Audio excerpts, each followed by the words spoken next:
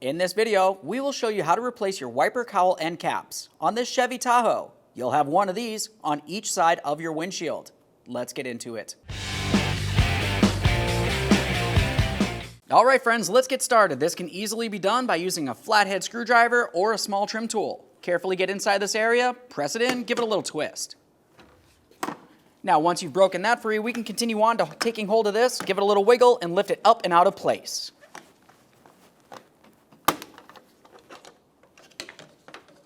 There it is, friends.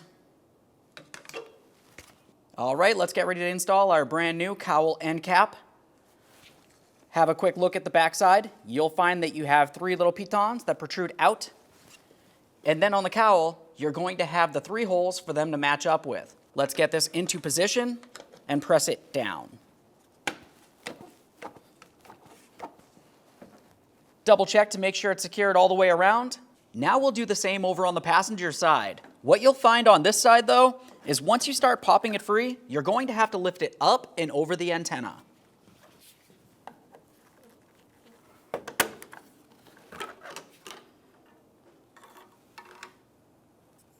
Now we can install that trim piece. Once again, you have three tabs along the back side. Let's bring this all the way up and over the antenna.